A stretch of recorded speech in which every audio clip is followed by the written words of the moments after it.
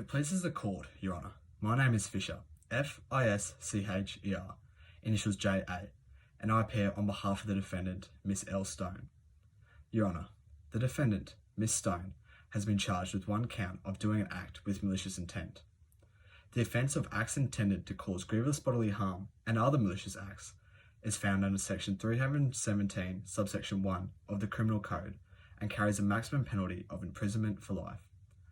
I'll be making further submissions later on this issue, Your Honour, in regard to seeking a significantly lesser penalty than imprisonment for life. Your Honour, I would firstly like to direct your attention to section 13 of the Penalties and Sentences Act, hereafter referred to as the PSA. Section 13 of the PSA stipulates that when imposing a sentence upon an offender who has pleaded guilty, a court must take the guilty plea into account and may reduce the sentence that would have been imposed had the offender not pleaded guilty. As per the 1998 decision of Saganta v. R, a plea of guilt is a matter to be taken into account in mitigation as it has spared the community the expense of a contested trial. Your Honour, Miss Stone surrendered herself to police and indicated a willingness to plead guilty prior to the presentation of her indictment. Thus, by Miss Stone surrendering herself to police and indicating to enter a plea of guilty at the first available opportunity, she had spared law enforcement organisations resources as well as the expense of a trial, which is favourable from a pragmatic perspective. The timing of the plea of guilty is also an important factor to be addressed.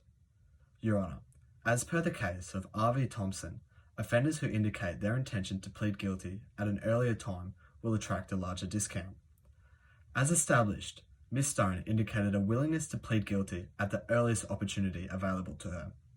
Your Honour, by indicating an intention to enter a plea of guilty at the first opportunity available to her, Miss Stone has accepted and taken full responsibility of her actions in a willingness to facilitate the justice system. Fittingly, I therefore submit that Miss Stone's plea warrants the full benefit of discount available. Your Honour, may I now direct your attention to section 9, subsection 2, subsection F of the PSA, which stipulates when sentencing an offender, a court must have regard for the offender's character, age, and intellectual capacity. When determining the character of an offender, section 11, subsection A of the PSA provides that a court may consider the number, seriousness, date, relevance, and nature of any previous convictions of the offender. Your Honour, Miss Stone, who is 46 years old, had no criminal history prior to this offence, which attests to her character.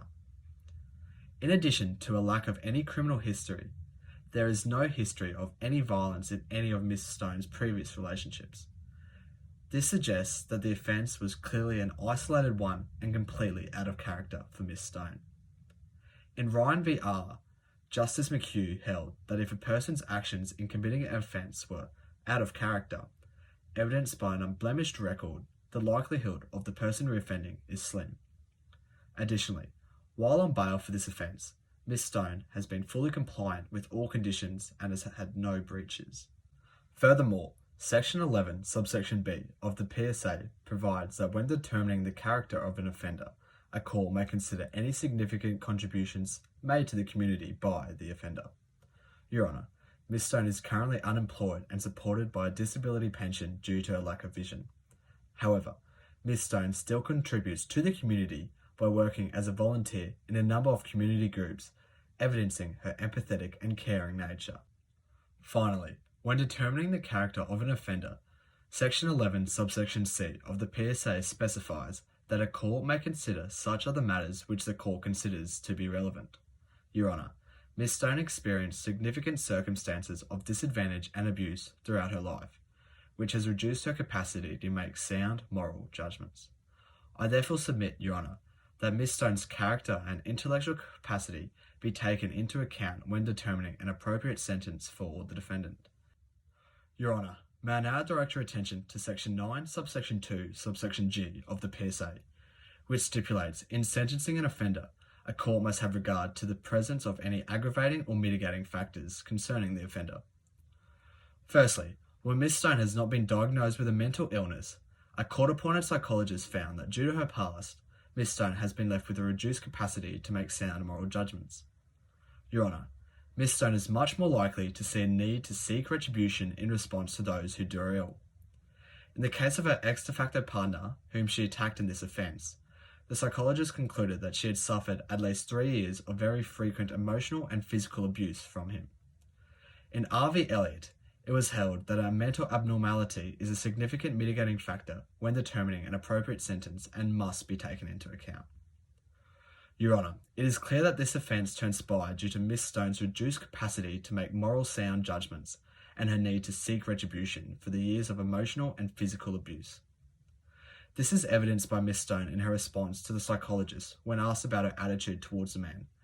She described him as a grub and said that she did not fear him but had wanted to get even for all the times he had assaulted her when she was helplessly drunk and unable to defend herself.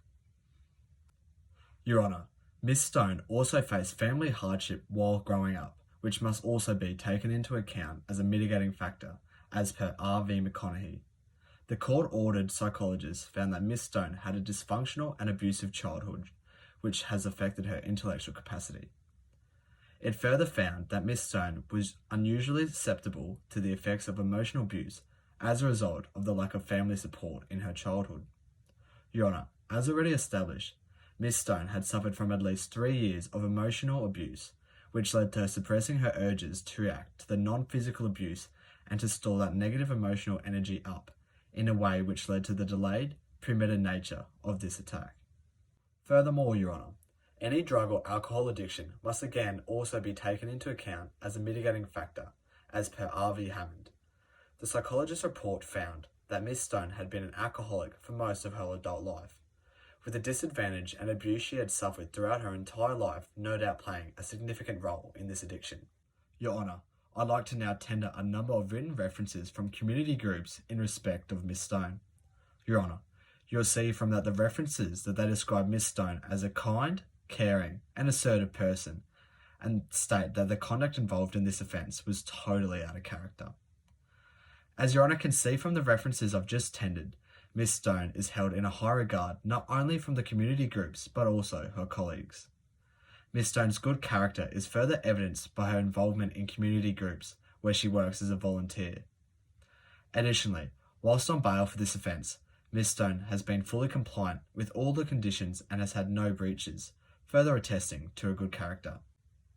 Your Honour, although a term of detention is always within range for this offence, I submit that a term of actual detention in these circumstances is not appropriate.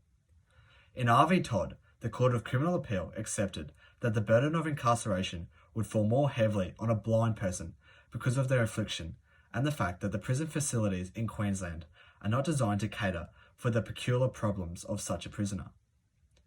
Taking into account Miss Stone's guilty plea, the circumstances surrounding the offence, and the fact that aside from this offence, she has no prior convictions, the defence will be seeking a significantly lesser penalty than imprisonment for life.